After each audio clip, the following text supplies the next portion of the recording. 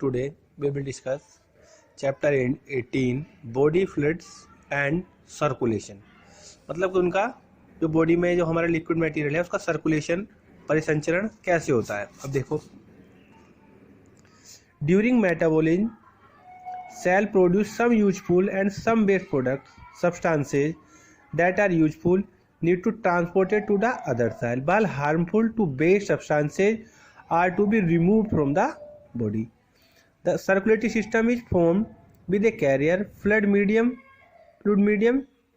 that circulates throughout the body and fulfills the need of body cells and distribution of useful products and elimination of waste products.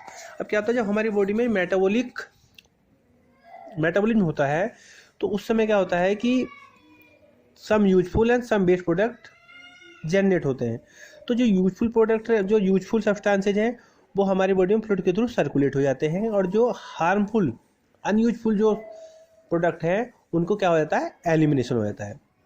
अब इसमें आता है blood, और जो blood रहता है, blood work as a carrier to circulate the nutrients in the whole body.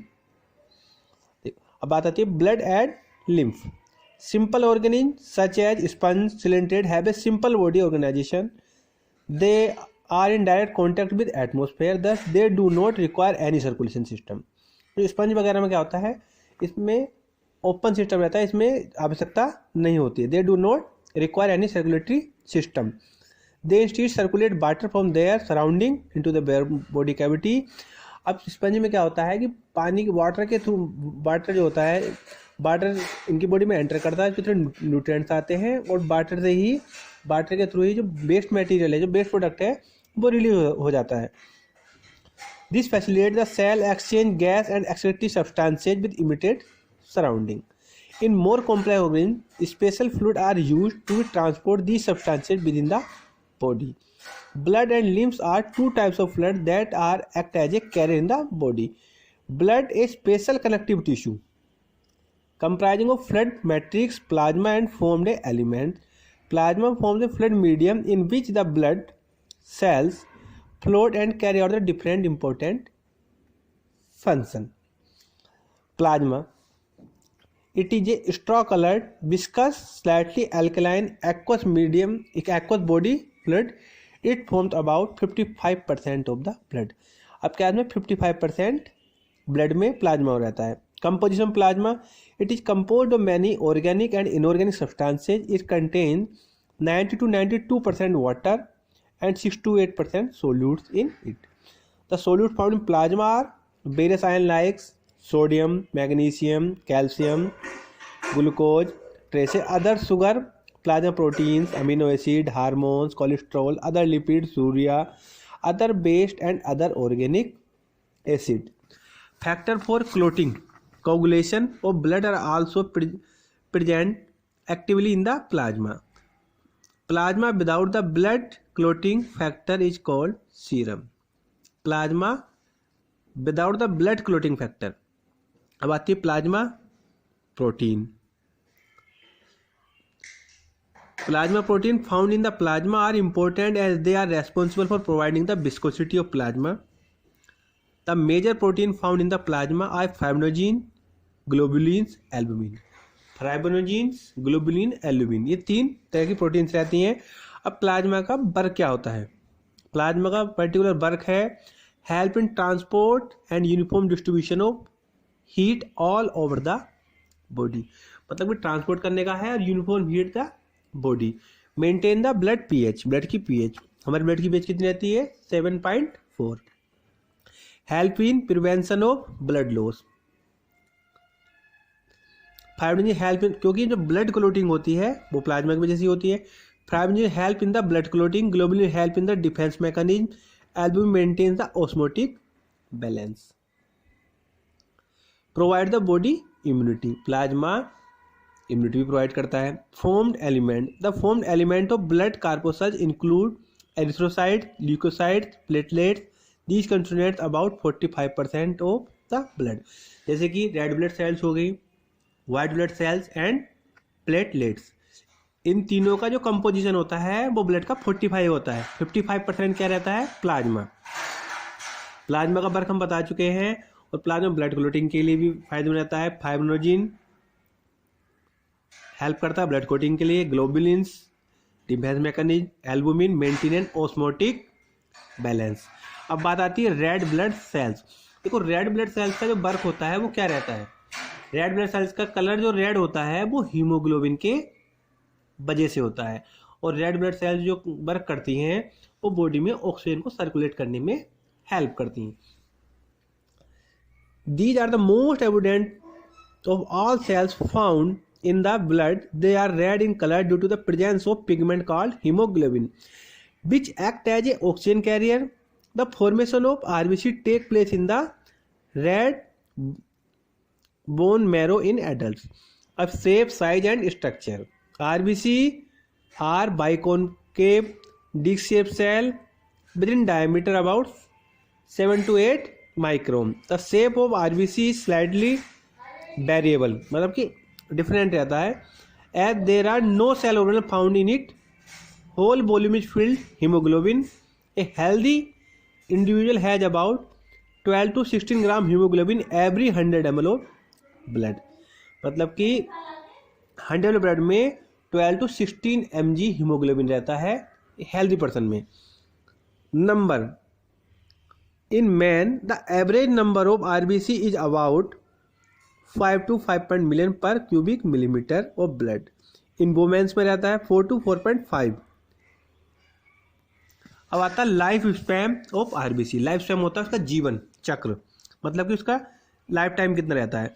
तो total life span of RBC is about 120 days, after which RBC becomes non functional and get destroy in spleen. Of spleen is the graveyard of RBC. अब देखो word आ रहा है इसमें disintegration of RBC. The process of disintegration of RBC occurs in liver. The Kupffer cells liver help in complete disintegration process. The hemoglobin disintegrated to release iron. Free iron is transported back to the bone marrow. Debris the remains form 2-axis pigments. अब बात आती है white blood sales. देखो जिस प्रकार red blood sales का एक particular work है उसी प्रकार व्हाइट ब्लड सेल्स का भी एक पर्टिकुलर वर्क होता है. जिस प्रकार रेड ब्लड सेल्स ऑक्सीजन को कैरी करती है और होल बॉडी में सर्कुलेट करती है उसी प्रकार व्हाइट ब्लड सेल्स का कोई ना कोई वर्क होगा. व्हाइट ब्लड सेल्स क्या होती है? वो किसी इन्फेक्शन के अगेंस्ट वर्क करती है, हमें एक इम्यूनिटी प्रोवाइड करती है. These are known to be active and motile constituents of blood as well as lymph. They don't process red colour pigment in them, so they are colourless in the nature. जैसे नाम से पता चल रहा है white blood cells तो colourless ही है वो. These are nucleated are generally short lived cell. The number of WBC are relatively lesser in number, about 6,000 to 8,000 millimeter cube of blood. मतलब कि इनकी जो नंबर ऑफ WBC है वो कम रहती हैं in comparison to RBC. The move in the ambient fashion. These can be screened through capillary wall to move the this side action. अब ल्यूकोसाइट और white blood cell carbs are categorized into two main categories. Granulocytes, अब देखो उसमें लिखा है they contain granules in the cytoplasm and have regularly lobe nucleus. The granulocytes are further sub divided into three main types. Neutrophils, eosinophils. अब इसमें क्या लिखा है? These are the most abundant cells, about 65% total WBC. They stain equally well and acidic as well basic dyes because they are neutral in nature. These are phagocytic cells that destroy the foreign organism entering in the body. मतलब कि foreign particle को जो infection particle है उसको destroy कर देती है. Eosinophils, they are characterized by the beloved nucleus. They are stained bright red in colored white acidic dyes. They are about 23% of total WBC. They resist the infection and are also associated with the allergic reaction. They also help in dissolving the blood clot. अब देखो बात आ रही है यहाँ पे granulocyte. अब आती है basophils. They contains fewer coarser granules. They contains neutrophils can be stained with the basic dye methylene blue. They secrete the histamine, cysteine, are involved in inflammatory reaction. अब आता है glucosides, they lack granular cytoplasm. अब आता है lymphocyte, monocytes. These are smaller size. अब देखो उसमें आते हैं ना बी सेल, टी सेल्स जो हमारी होती हैं. बी सेल और टी सेल्स पे ही कभी भी वायरस अटैक करता है, बैक्टीरिया अटैक करता है, तो हमारी जो टी सेल्स और बी सेल्स पर ही अटैक करता है, क्योंकि ये हमारे immuno response of the body, ये हमारी इम्यूनिटी को मेंटेन रखती हैं. Monocyte, these are the largest of the all types of WBC but fewer in number. Mature monocytes are known as macrophage. They help to kill the foreign particles. They are phagocytic in nature. अब बात आती है blood platelets. Thrombocytes हम जिन्हें बोलते हैं. Blood platelets, these are the cell fragment produce the megakaryocytes structure. अब देखो the blood normally contains 1.5 lakh to 3.5 lakh platelet per cubic meter. A reduction in the number can lead the clotting disorder, which lead the excessive blood loss from the body if the someone get injured. अगर इसकी number जो platelet से कम होते हैं तो blood loss होता है and that after death हो जाएगी अगर ब्लड क्लोटिंग नहीं होगी हमारी बॉडी में. तो अब life span, the life span of platelet is only about 7 to 12 days. अब तो उसका तो कितना था 1 to 120 days. अब आता है देखो difference between the red blood cells and white blood sales. देखो रेड ब्लड सेल रहती हैं लैक्स में, ये रहती हैं थाउजेंड्स में. ठीक है, इनका कलर हीमोग्लोबिन नहीं होता है इसमें. WBC में उसमें हीमोग्लोबिन होता है. RBC क्या होती है, गैस का ट्रांसपोर्टेशन में करती है, बल्कि WBC किलिंग द बैक्टीरिया, कि हमें ये इम्यूनिटी प्रोवाइड करती है. अब बात आती है ब्लड ग्रुप्स. द प्लाज्मा में RBC contain the carry the glycoprotein molecules known as antigen. These differ from the different person depending upon the nature of antigen. 2 important common types of blood grouping found human beings. अब क्या होता है, Karl Landsteiner ने इसकी खोज की थी. It was proposed by Karl Landsteiner. It is based on the presence of absence of antigen A, antigen B on the surface of RBC. People with blood group A have a antigen A surface. मतलब जो हमारा blood group होता है कितने type का होता है, 4 type का रहता है, A, B, AB, O. अब इसमें क्या होता है, तो जो ग्रुप O रहता है वो क्या रहता है, यूनिवर्सल डोनर ग्रुप O, और ग्रुप ए बी जो रहता है वो रहता है यूनिवर्सल रिसेप्टर. अब देखो जैसे दिखाया हुआ है आगे, blood group of donor compatibility. Blood group A antigen उसमें ए रहेगा और antibody in plasma, antigen in RBC ए रहेगा, एंटीबॉडीज इन प्लाज्मा बी, और हमारा क्या रहेगा डोनर्स ग्रुप, मतलब किसी के दे सकते हैं, ए को दे सकते हैं, ओ को दे सकते हैं.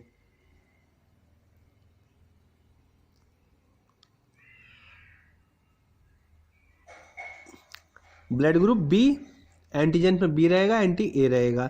और जो ए बी रहता है उसमें एंटीबॉडी प्लाज्मा में नहीं रहती है, बट उसमें क्या रहता है, ए बी भी रहता है, ए बी भी रहता है और ओ भी रहता है. अब देखो इसमें दिखाया हुआ जैसे A, B and O blood group were discovered by Landsteiner. Blood group AB were discovered by Castello and Sturli. तो 3 ब्लड ग्रुप तो दिए थे कार्ल लैंडस्टीनर ने, बट जो हमारा AB दिया था वो दिया था कैस्लो ने. The people blood group O both antigen AB are not present RBC but they are antibody against the plasma. The distribution antigen and antibody for blood groups AB, these can be explained through the table से. अब आता blood reaction. In humans during transfusion of blood, the blood of donor has carefully matched to the blood recipient before transfusing, so the avoid the problem clumping. A person with blood group O can donate to person with any of the other blood group A, B, AB. Hence is called universal donor. The person with blood group AB can accept blood from any blood group A, B as well A, B, O. Hence are called universal recipient. मतलब कि किसी blood group को हम चढ़ा सकते हैं. एक आता है हमारे RH ग्रुपिंग. जो RH ग्रुप रहता है, RH फैक्टर जिसे बोलते हैं, RH फैक्टर की जो हमने जो खोज डिस्कवरी हुई थी वो रीसस मंकी में हुई थी. अब देखो जैसे हम आगे बात करते हैं. Apart from the antigen discuss the previous section, another antigen known as RH antigen similar to the one present in the rhesus monkey is also found on the RBC surface the majority of humans. ये भी positive और negative होता है. Individual having RH antigen are called RH positive and those without RH antigen are called RH negative. तो इसमें RH group is mandatory to be matched before transfusion of blood is done. In RH negative person, if get the export RH blood, it will form specific antibody against the RH antigen. RH incompatibility during pregnancy. अब क्या है जो RH मतलब जो antigen है, RH factor बोलेंगे हम, during pregnancy हमें उसके क्या है एक ध्यान रखना पड़ता है. अगर मिस मैच हो जाए तो उसमें क्या हो सकता है, जो न्यू इन्फेंट बेबी है उसकी डेथ भी हो सकती है या मदर की भी डेथ हो सकती है. इन सच केसेस में a special case mismatching of RH factor और RH incompatibility has been observed between the RH negative blood a pregnant mother with RH blood, RH plus blood of the fetus and RH plus man. In such case mother becomes sensitive while carrying the RH plus baby in her womb, अपने गर्भ में. The reason is that some of the RBC from the developing food enter into the bloodstream after the mother during the development. This causes the development of RH antibody in the mother blood. RH antigen do not get exposed to the RH negative blood. The mother case first pregnancy. During delivery of the first child, these occurs a possibility that maternal blood may get exposed a small amount of RH blood from the fetus. मतलब कहने में death भी हो सकती है. Precaution क्या लेनी पड़ेगी देखो उसमें. This condition can avoided by administering anti-RH antibodies to the mother immediately after delivery to the first child.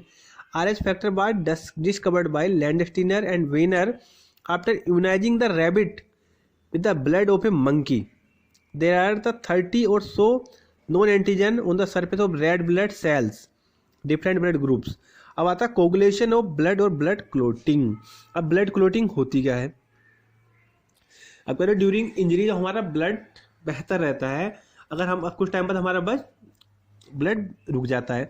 When injury is caused, the wound normally does not continue the bleed for a long time and bleed stop flowing after some time. It is a natural property exhibited by the blood to check the excessive loss of blood from the injury. Clotting of the blood is a complex process that involves various enzymatically controlled steps and its completion. अब आता है formation of A clot. अब जैसे कि बात रही fibrinogen in injury cause the stimulation platelet cell release the certain platelet factor. This is turn activities mechanism coagulation clotting blood at the site of injury. अब देखो इसमें क्या है. अब दिखाया fibrinogen. Thromboplastin helps the formation of enzyme prothrombinase that convert the inactive plasma proteins prothrombin. अब फाइब्रोनोजिन्स अब देखो पूरा रिएक्शन दिखाया हो जिस प्रकार.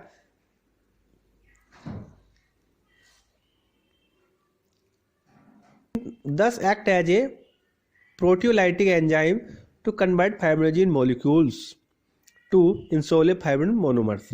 देखो रिएक्शन हो जाएगी तो वहां पर क्या हो जाएगा, देखो ये फाइब्रिन प्लस ब्लड सेट बन जाएगा क्लोट. अब बात आती है function of blood. Help in transportation of respiratory gases, O2 हो चाहे CO2 हो. Help in healing the wounds जख्म. Maintain body pH, water and acidic balance. First again the infection by forming body immunity. Also help in the transporting the hormones and the endocrine gland target organs. Coagulation of blood. Help in transport the body waste. Maintain the normal body temperature. अब बात आती है lymph tissue fluid. It is the another fluid connective tissue that float inside the specialised vessels known as lymph vessels. अब composition, it is a colorless fluid containing high concentration of WBC. The overall composition of lymph is similar to the blood, with the exception absence of RBC, platelet and some plasma proteins, and in having less calcium and phosphorus than their level in the blood. It also contains all the ions present in the blood plasma. अब आता है lymphatic system. It is an elaborate network vessels which collect the intestinal fluid, tissue fluid, along with some protein molecule drains it back into the major veins. The lymphatic vessels are present in the all tissue. Formation of limbs.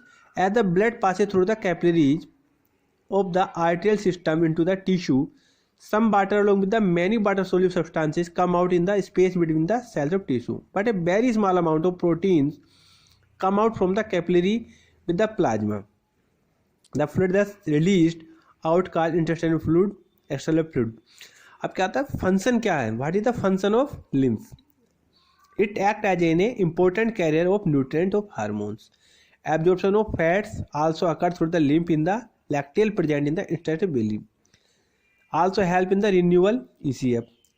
Maturation of lymphocytes, B cells, T cells. Helps in keeping of tissue cell moist. Lymph first reaches the lymph nodes like thymus, tonsils, spear, patches, spleen, etc. in the body.